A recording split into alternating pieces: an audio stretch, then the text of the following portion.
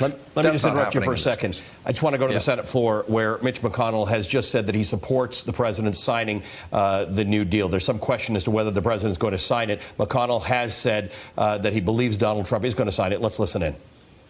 So for all of my colleagues, the president will sign the bill. We'll be voting on it shortly. And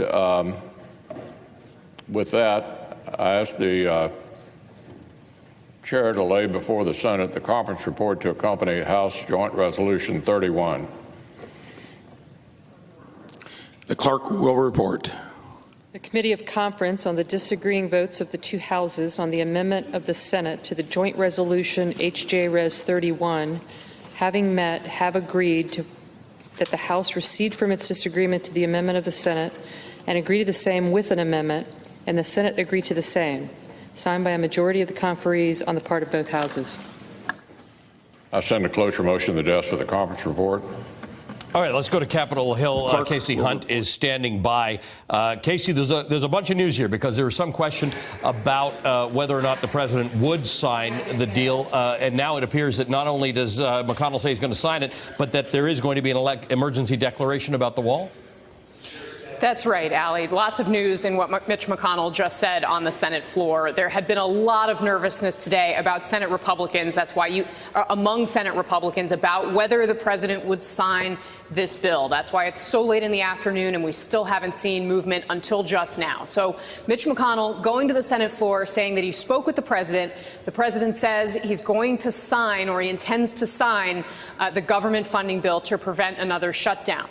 Mitch McConnell also saying that the president indicated he's going to, at the same time, issue a declaration of national emergency at the southern border. And McConnell, somewhat remarkably, saying that he would support that emergency declaration. That had been something that, many Republicans here on Capitol Hill had been opposed to. Mitch McConnell himself even warning the president against potentially going that route. Apparently a little bit of a change of heart here leads to some questions about what has been going on behind the scenes, because the reality is that this has been dragged out for quite some time, and that nervousness had been ratcheting up all day. Republicans were behind closed doors at lunch, and my colleague Leanne Caldwell reported several of them came out, seemed to indicate that they wanted this assurance from the president before they actually voted on it. Others were prepared to just go forward and, in fact, seemed to think that an overwhelming vote could perhaps sway the president in favor. But really deep concern about being embarrassed yet again that this president might say one thing or indicate one thing and then do something else that would embarrass his Republican colleagues in the U.S. Senate. So this, again, overall positive news for keeping the government open. This is an indication that there will not, in fact, be a shutdown over the weekend, because Congress now can move very expeditiously to get this done. What you just saw and heard was sort of the Senate speak for getting the process rolling. Mitch McConnell filing what's called a cloture motion that sets up the vote that has the 60-vote threshold to get this moving. And then there, of course, will be a final vote. Now, moving through those steps quickly takes all 100 members of the U.S. Senate. They all have to sign off and say it's okay for the leader to take those kinds of steps at that speed. So him doing that indicates that that's where they are right now. And we had been hearing that Democrats were ready to go for several hours. Casey, but the nervousness was on Republican side. Sure. Because I really rely on you to keep us honest about this stuff. With what certainty now can we say this? Because as always happens, something can happen between Capitol Hill and 1600 Pennsylvania Avenue. With Mitch McConnell saying the president will sign it and will declare a national emergency, do you feel in your bones some certainty that that's going to happen? You know what, Ali? I cover Congress. I don't cover the White House.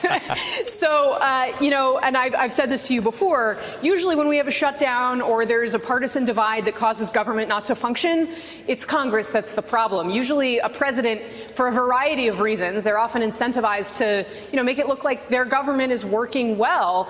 They also, in the past, have tended to be predictable, what you, I think, as someone who's very familiar with economic theory, would refer to as a rational actor, somebody who, considers a set of factors and has predictable set of actions based on what we conceive their self-interest to be.